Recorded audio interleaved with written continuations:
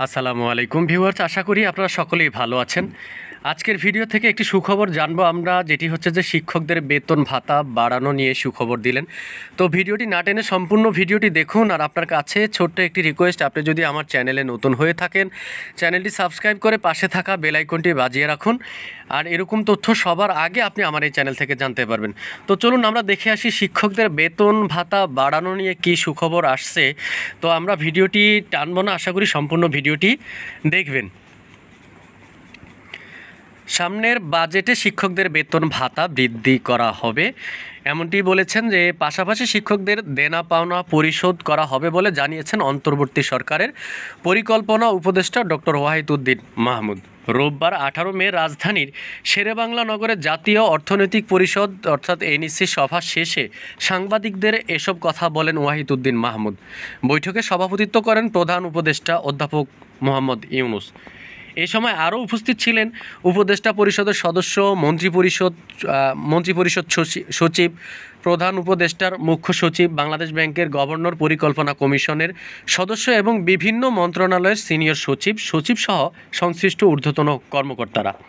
বাজেটে শিক্ষকদের সুযোগ সুবিধা বৃদ্ধি করা হবে জানিয়েছেন ডক্টর ওয়াহিদুদ্দিন বলেন যে আমি যতদিন শিক্ষা উপদেষ্টা ছিলাম প্রতিদিন আন্দোলনকারী নেতাদের সঙ্গে বৈঠক করেছি, কিছু দাবি দেওয়ার কথা শুনেছি, সবাই বঞ্চনা ও বৈষম্যের শিকার হয়েছেন। আশা করব দ্রুত সব কিছু বাস্তবায়ন করার। আমরাও চাই আমাদের দেশে শিক্ষক কর্মচারী যারা আছেন, এই যে শিক্ষকদের যে দাবি দেওয়া ছিল এগুলো যেন খুব দ্রুত বাস্তবায়ন করা হয়। এই পরিকল্পনা উপদেষ্টা বলেন যে শিক্ষকদের বেতন ভাতা বাড়ানো হবে। আসলে আমাদের দেশে যে শিক্ষকরা আছেন, শিক্ষকদের যে বেতন ভাতা, এই বেতন ভাতায় আসলে একজন শিক্ষক চলা বড় মুশকিল। তো যদি শিক্ষকদের এই বেতন ভাতা বাড়ানো হয় তা তো ভালো কথা, কিন্তু পাশাপাশি অবসর কল্যাণ ভাতা 5 থেকে 6 বছরের বকেয়া আছে, এগুলো মেটানো হবে। সেজন্য আসছে বাজেটে পরিচালনা ব্যয় বৃদ্ধি পাবে। এখানে বলছে সেজন্য আসছে বাজেটে পরিচালন ব্যয় বৃদ্ধি পাবে, অর্থাৎ সামনে যে বাজেটে পরিচালন ব্যয় বৃদ্ধি পাবে। বাজেট ব্যবস্থাপনা টেকসই করা হলে সরকারের মূল লক্ষ্য, অর্থাৎ যে বাজেট ব্যবস্থাপনা টেকসই করা হলো এই সরকারের মূল লক্ষ্য। এই বাজেটে আমাদের রাজস্ব বৃদ্ধি করার চেষ্টা থাকবে বলে জানিয়েছেন তিনি।